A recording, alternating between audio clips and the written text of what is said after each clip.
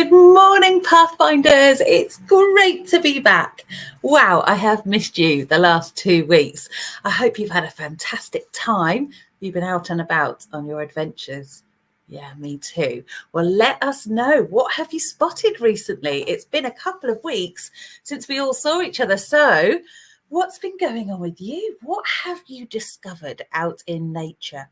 Have you noticed any big changes happening? Are the trees starting to change colour even more now? Have you noticed anything different growing on the ground? Seen any interesting animals or wildlife? Let us know. A big welcome to lots of you. You're all flooding in now. It's great to see you. Hello. Oh my goodness. If I said everybody's name, I think that would take us 40 minutes, wouldn't it? I'll shout a few out. I can see that June and Zoe and Ebony and Tiggy and Rose are here, and Ollie and Freddie are back again, and Sophie and Zaki. Lots of you here. And Maya, you're here and you're recovering from your operation. Oh, and Maya, we all send you lots of get well soon wishes then from all your Pathfinder friends. Hi, Tiana and Jessica. Anna, Lyra and Quinn are joining us today as well. Oh, somebody's rescued an injured pigeon since we saw you last. Oh, your friend has rescued an injured pigeon. Oh, that was a good deed done. You've done this right. This is Pathfinders. Welcome along. So if you're new to Pathfinders, a big welcome this morning. My name's Kirsty and I'm the leader of the pack. But to be honest, it wouldn't be anything without all of you. So the pack is even more important than me. So a big welcome if you're joining us for the first time. Hello, Ennis, first time, and Eli as well. Eiley, I've said that wrong. Ennis and Eiley. Oh, it's lovely to see you. Some people have spotted mushrooms. Have you, when you've been out and about walking? Yeah, I managed to find some this week too. There's quite a few growing on the ground now, and that's our theme this week, all about fantastic fungus. Well, shall we learn some more about it? Yes, let's do that first. Well, I went out and about in search of mushrooms and toadstools and any type of fungus this week. Let's have a look at what I discovered, shall we? Right.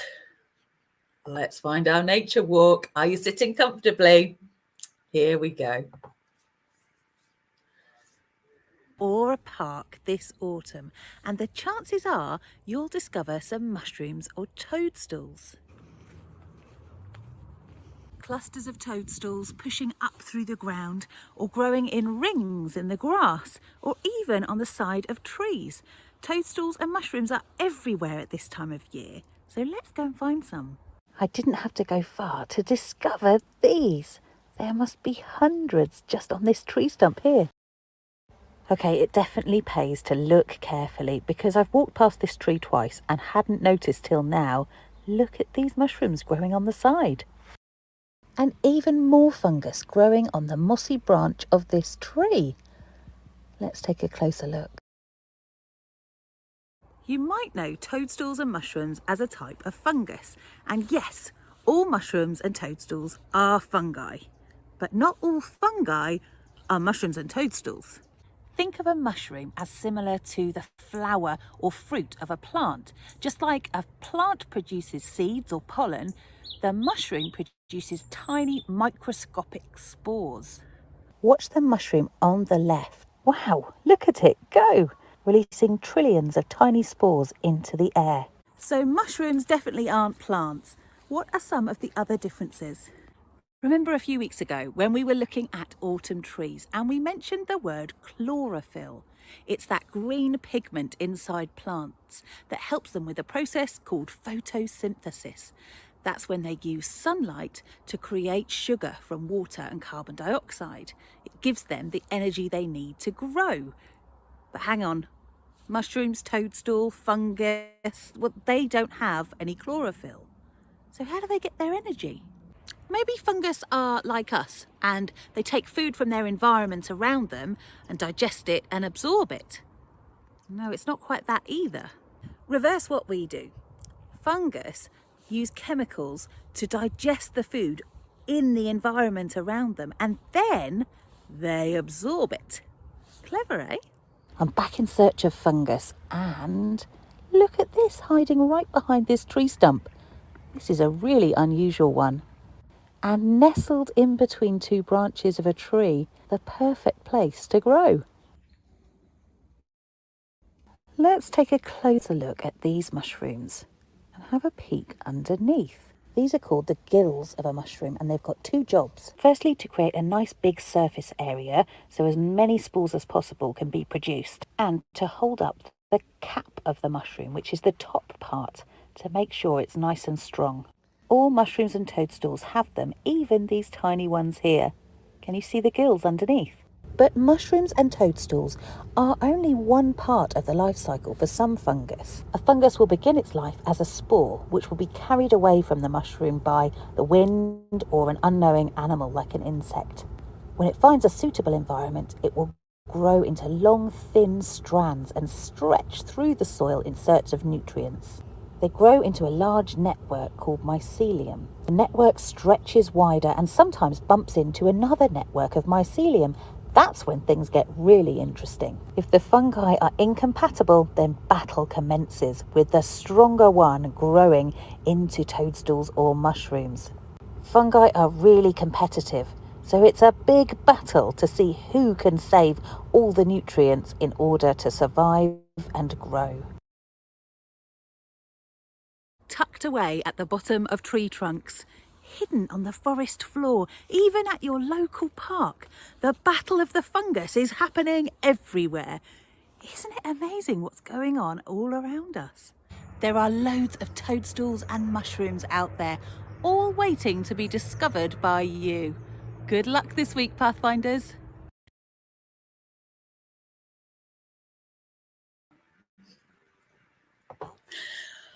Well, I was lucky, wasn't I, on my walk? I managed to see lots of different types, and it sounds like from their comments that some of you have spotted some mushrooms already. We've had earth ball fungus discovered, and what else did I spot? A mushroom called chicken of the woods someone has on their tree. How cool is that? Some of them have really brilliant names, don't they? And one of you other Pathfinders spotted a fox in your garden. So thanks for sharing that with us. That was very exciting. Right, well, let's have a little look at some mushrooms close up and see if we can work out all these different types, because there are loads, quite clearly, aren't they? Shall we have a little look at some? Right, let's see. Mushrooms or toadstools is a term given to the fleshy, spore-bearing, fruiting bodies that certain fungi produce. So like I said in the nature walk, you know how plants would spread their seeds or their pollen, which we looked at earlier in the year, didn't we? Fungus will spread these spores as a way of creating new fungi and spreading out. So let's look at some common mushrooms that you might come across. And just like me in the nature walk, you're going to need to be patient, Pathfinders. You've got to look really hard. That one tree, I think I've walked past it every day for about a week, and suddenly then I noticed some on the side of it. So let's have a look at common earth ball. Right, so this one of you has found this already, haven't you? A common earth ball. It's got a scaly cap, and the cap of the mushroom, the top bit, splits open to release all of the spores. Now, where can we look for a common earth ball? On mossy or peaty ground, on heaths and in woodland. So lots of different places for us to try and spot that one. And it's called a common earth ball because it's quite common. There are a lot of them around. Let's have a look at this one. I like this name. Oh, our logo's covering the name a bit. A common ink cap. And it kind of looks a little bit inky blue in a certain light, which I guess is why it's called that. And it's been known to push up the corners of paving stones. They are super strong fungus, super strong mushroom. So they will grow all the way through. They're very determined and will even lift a stone to grow. So where can we find these common ink caps? We can look in parks, in gardens, on tree stumps and pavements, and they often appear after the rain. So if we have a few days of rain this week, that's a great time to go out and get mushroom spotting. Now, look at these ones. I mean, to me, these look like fairy houses.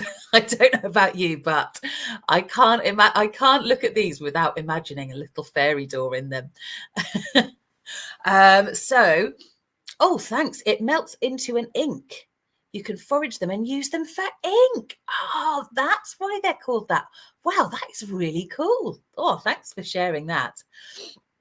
So these ones are called Fly Agent. And they are, have I read that right? I can't remember. I can't see the whole name. A bright scarlet or orange cap covered with white wart-like spots. Aren't they just stunning? Right, and where can we look for these? In woodland and heaths among birch, pine and spruce. Birch, pine and spruce. So if you know you've got some of those trees around you, then take a look for those. Right. Now, yes, Pathfinders, in the comments, you're saying some of these mushrooms that we're looking at are really poisonous. So very, very important to not touch any mushrooms. Do just look. And this one's one of my favorites. Can you tell why it's called that? The jelly ear mushroom. Velvety on the outside with a wrinkled, shiny inner surface. Rubbery, jelly-like flesh. I mean, it really looks like an ear is stuck on that tree, doesn't it? Isn't that really great? Oh, nature is definitely amazing. So where can we find these? Do let me know if you spot one. I think this is the most unusual one I've seen. So they grow in clusters. So you'll often find a group together, drooping from dead branches and mainly on the elder tree. A scarlet elf cup, also known as fairies' baths. Oh, yes, I can imagine having a fairy having a little bath in there. They make a tiny puffing sound when they release their spores into the air. And we can look for those on decaying branches or moss, like they're growing on here, or damp woodland floor, in ditches or the banks of a stream. So they like it where it's nice and moist and wet. Right, let's see this one. Now you might smell this one before you see it, guys. This is the stinkhorn. And it's recognizable by its foul odor. It relies on flies and other insects to transport its spores. So the flies will be tempted towards it because it's so stinky. I wonder if any of you will find one of those. So where can we look for it? In woodland and gardens. More often smelled than seen. Its aroma can be detected far and wide. It can be mistaken for the smell of a dead animal or a blocked drain. Ugh, sounds really gross, doesn't it? And this is our last one, a shaggy parasol. And it does look just like a parasol or an umbrella, doesn't it? With its shaggy edges, a soft, ragged-like fabric appearance, and it smells sweet and aromatic. Where to look? In the woods, in the shrubs, and often grows with conifer trees. Yeah, I like this one too. It's a pretty one. No, and I definitely don't want to smell one of the stinkhorns. Yeah, super whiffy. Right.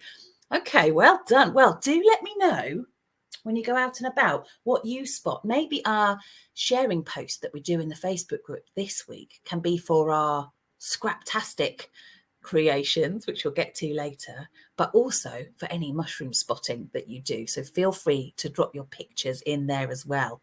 Right, time for a story.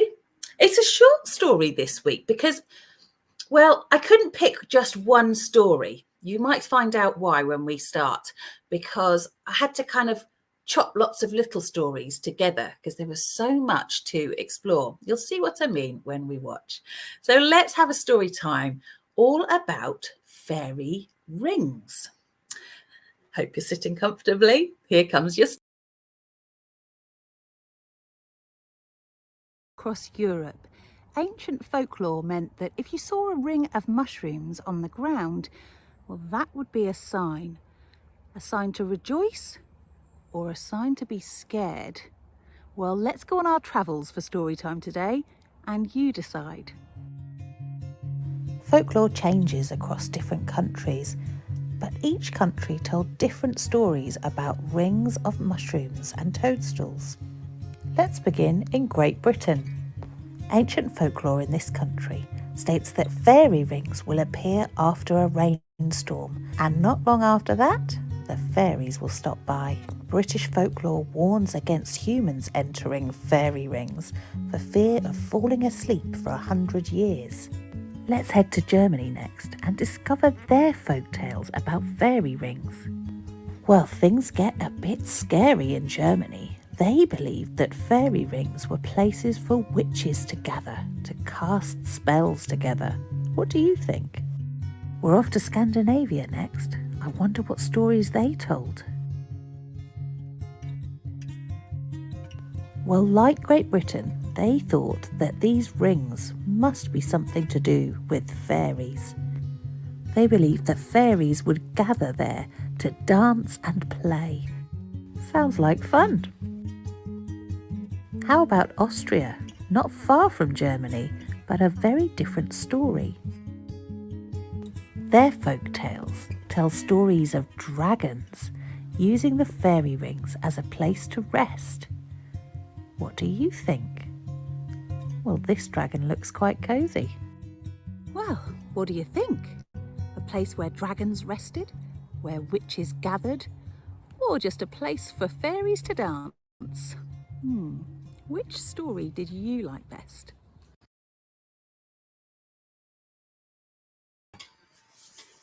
Well, what do you think, Pathfinders? Which one did you like best? Any of them that you believed more than others? Let's have a think about some of the things that our story showed us. So what did people in Germany believe happened in fairy rings? You remember? It was a bit quick, wasn't it? Do you remember the Germany one? You can shout out. Don't worry about typing it in the comments. You can shout out if you remember. Germany, they thought fairy rings were linked to witches. Yeah, they thought that witches gathered there to cast spells. What do you reckon? Yeah. And why do you think people told stories about fairy rings and why they appeared? Why do you think those stories existed? We know that in the past, well, and now, people love to make up stories. I definitely do. But I wonder what made them think that fairy rings must have been created by something else or for something else, that they wouldn't grow just naturally in a ring. That's one to think about, isn't it? You can let me know in the comments what you think, or just have a chat with whoever you're watching along with. So what do you think might be the reason for mushrooms to appear growing in rings? Why do you think they grow like that? Maybe you believe some of those stories, that it's a place for a dragon to rest. Or do you think there's another reason? Are there any truths in this story? Well, is there any truth in it? I suppose it depends if you believe in fairies and dragons. What do you reckon? Let's see if we've got any comments about any of that. Lots of you thinking, yeah, for fairies gathering resources. Oh, I like that. What else have we got? Fairies probably grew them. Do you think the fairies put the mushrooms that way? It is very weird. You're right. It is very weird that they grow in a circle. It does look a bit man-made. Yeah, it looks like it's been done intentionally, grown like that, hasn't it? But that's how they grow naturally quite often. The fairy story you like best, some of you. Yeah, I think that sounds quite nice, doesn't it? A lovely big ring of mushrooms, and that makes your dance floor, and all the fairies can have a boogie. Let's see, dragons or dancing fairies. Oh, that's a popular one, right? Yeah, we think probably dragons or fairies by the look of it. Maybe they grow in rings. As their first ones, the spores lie on the ground until the new ones grow. So yes, maybe it's to do with that mushroom. Do you remember watching it exploding with the spores coming out? Perhaps it's to do with the direction of where those end up in, that they grow in rings maybe. Yes, good thinking. Definitely a lot of thinking today, isn't it? Is your brain hurting already? Mine is. Well done, guys. Right, shall we have another little game? Let's have a look in closer detail at the different parts of a mushroom. So we've looked at lots of different types. We've looked at how they grow and why they might grow like that in our story, but let's look really close up.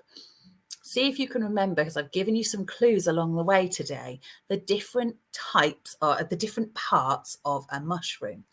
Let's have a look.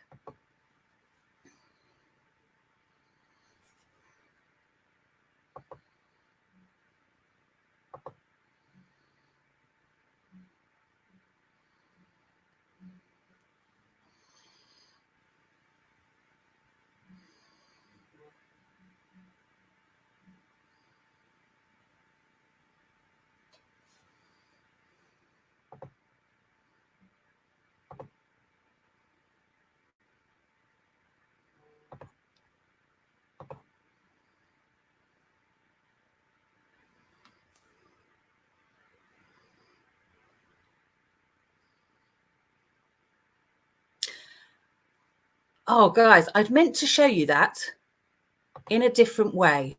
I'm really sorry. I should have shown you it a different way to give us a chance to look at it properly. So I'm going to do that now. That might have not made any sense to you or looked a bit rushed. So don't panic. We're going to have another go at it. Right, here we go.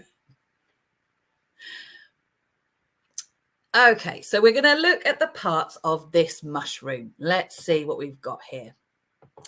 That top bit then, the curved little lid on the top of a mushroom. Do you think that that's called the cap, the stem, or the hat? What do you think? Have a guess. You can shout out.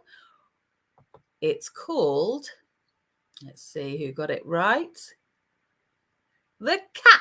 Yeah, the top bit of a mushroom is called a cap. Right, we've moved down a little bit to this part. Is it the fan, the ring, or the gills? So this is the bit underneath the cap that you can see if you bend down really low, they're tucked up underneath. Can you remember in my nature walk what I said they were called? Is it the fan, the ring, or the gills? I think I can practically hear you all shouting out. Let's see. It's called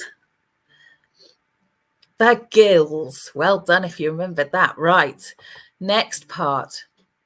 So this little rough bit that hangs down below the gills, and it looks a little bit different on all different mushrooms, but is it called the ring, the skirt, or the twist?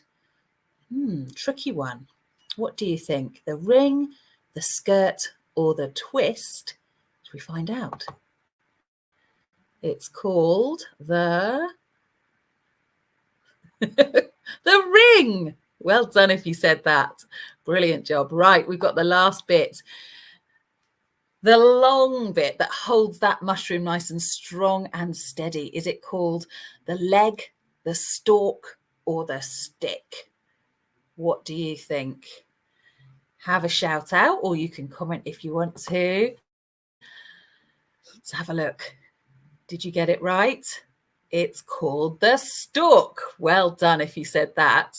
Great job, everybody. Sorry, that was a bit rushed the first time through. We got there in the end. Well done. Right. Oh, I can see lots of guesses. You all had a good guess there. Well done. Did lots of you get it right? I bet you did. Well done. Right then, let's have a look at some scraptastic things that you came up with. Cast your mind all the way back to the last time we met. We had a party. We had a pumpkin party, and oh, it was lots of fun. And you carried on that party after our session by getting really totally and utterly scraptastic. So let's have a look at some of your brilliant designs and ideas. And as with all our Pathfinders scrap activities, I'll show you one idea in the session during the week, but there are so many more ideas, and you definitely showed me that. You came up with some brilliant ones. So let's take a look.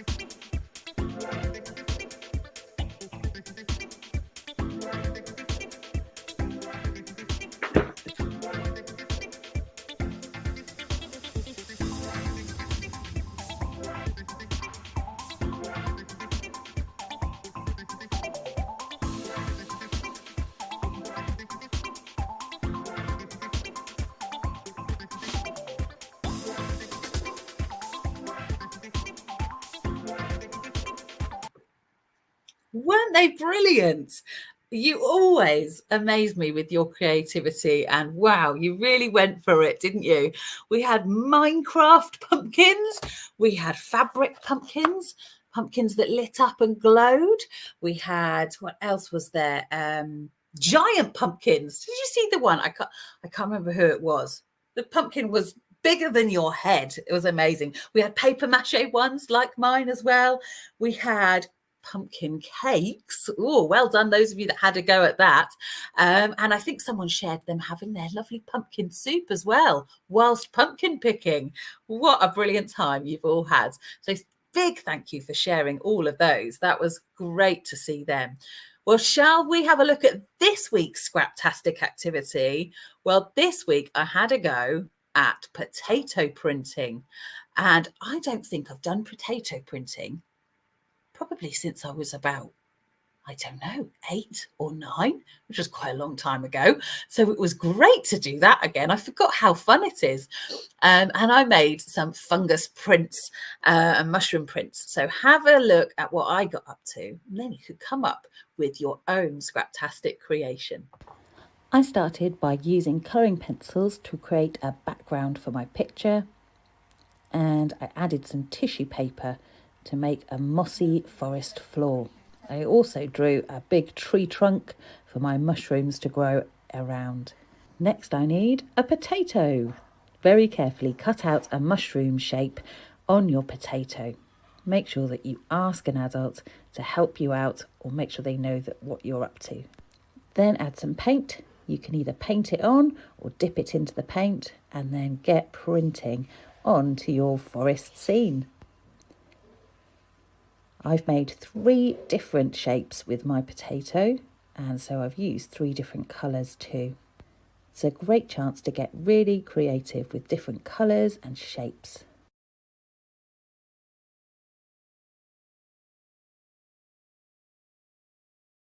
And here's my finished picture. I really enjoyed doing this one. I hope you enjoy making yours too.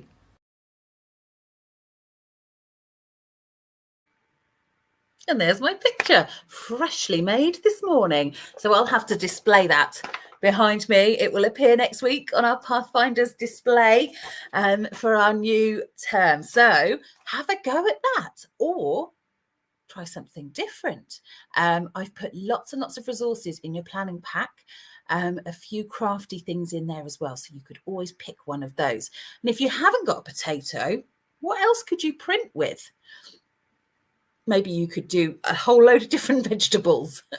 An apple makes a good alternative if you haven't got any potatoes in. So have a fun time doing that. And as always, please share your creations, because I love, love, love seeing them, and we love sharing them with all of our Pathfinder friends. And talking of that, I know I mentioned a few weeks ago now our Pathfinder presenters. Don't worry, I haven't forgotten about it. So those of you that got in touch about being a Pathfinder presenter and taking us along on your nature walk with you, a big thank you for saying, yeah, I'll have a go at that. We can't wait to see what you get up to. I have to do a few tricky, forms and things to make sure that we can do it. Oh, this is boring stuff. Before we can start it, but it is coming, so don't panic. I will be back in touch really soon this week with all the details of that. And if you missed out on that and you think, actually, yeah, I'd like to have a go at that, you can email me kirsty.dorling, I wonder if I still got it up here, at twinkle.co.uk. I'm going to just put it up here for parents. Twinkle.co.uk. Right, there you go. You can email me on that email address there. If you fancy having a go at being a Pathfinder presenter. But if you don't, then that's fine too. You don't have to at all. So what have we got left to do, Pathfinders? Well, you need to get Scraptastic before I see you again next week. And we need to do our Pathfinder blessing. So I'll leave you with that and wishing you all the best of luck on your nature adventures this week. I'm sending you positive vibes to go out and find those mushrooms and toadstools growing around where you live. So have a brilliant week, everybody, and I'll see you really, really soon. Thanks so much for joining us today, and a big welcome if you were new today. It's great to have you along. See you soon. Enjoy golden autumn sunsets. Discover seeds upon the ground. On our Pathfinder adventures, there are so many treasures to be found.